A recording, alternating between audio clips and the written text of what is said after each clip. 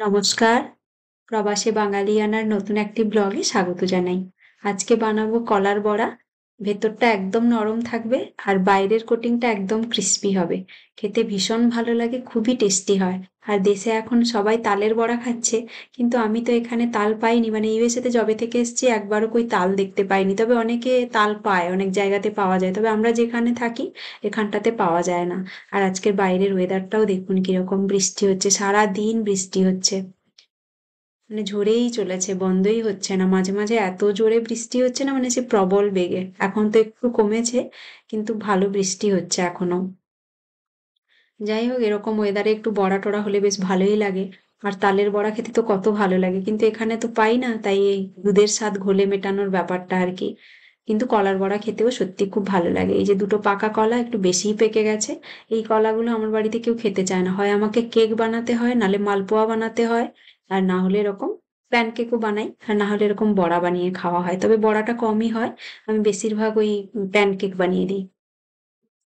কলাটাকে হাত হাত আর লাগাতে হয়নি, চামচেই হয়ে গেছে, মানে এত নরম হয়ে গেছে।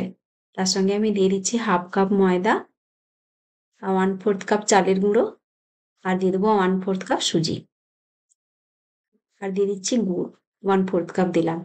দিয়ে ভালো করে মাখিয়ে নেব। আর যদি জল লাগে একটু করে দেবো। আপনারা চাইলে একটু দুধও দিতে পারেন, তবে আমি আজকে দুধ দেবো না, আমি জল দিয়েই মাখাবো। কলাতেই ম্যাক্সিমামটা হয়ে যাবে, তবে হাতই লাগাতে হবে, চামচ দিয়ে ঠিক হচ্ছে না, মানে টাইম লাগবে আর কি। তাই আমি হাত লাগিয়েই করে নেব। ভালো করে মেখে নেব, আর দরকার মতো একটু একটু করে জল দেব। একেবারে একটু একটু লাগবে, 2-3 চামচেই হয়ে যাবে মনে হচ্ছে। এই যে হয়ে গেছে। একটুখানি নুন দিলাম, দিলে টেস্টটা ভালো লাগবে। একটু সময় ঢাকা দিয়ে রেখেছিলাম 10-15 মিনিট। এবারে আমি ভাজতে চলে এসেছি। তেলটা গরম হয়ে গেছে নাকি একটু চেক করছি। হ্যাঁ, গরম হয়ে গেছে। এবারে আমি বড়াগুলো দিয়ে দেবো, ছোট বড় যেমন খুশি দেওয়া যায়, তবে আমি একটু ছোট ছোটই করছি।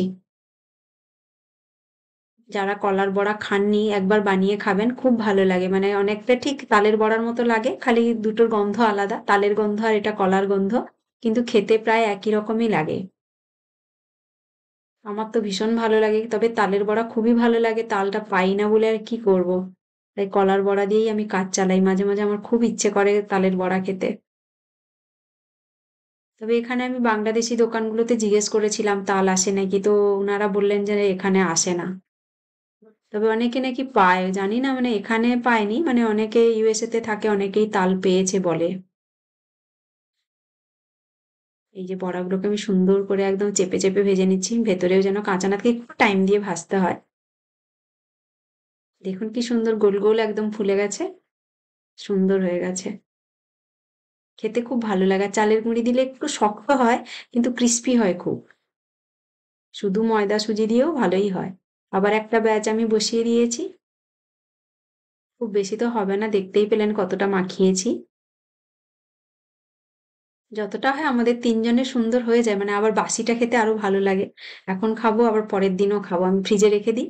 বাসিটা খেতে আমার খুব ভালো লাগে। এগুলোও সুন্দর করে লাল লাল করে একদম ভাজা হয়ে গেছে। এবারে তুলে নেব।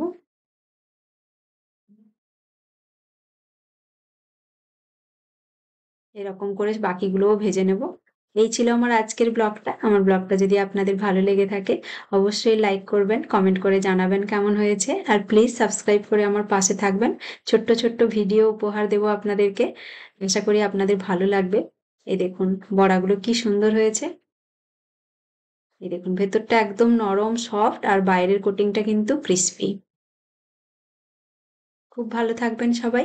দেখা হবে পরের ভিডিওতে। আপনারাও এইভাবে বানিয়ে খান কলার বড়া, খুবই ভালো লাগবে। টাটা।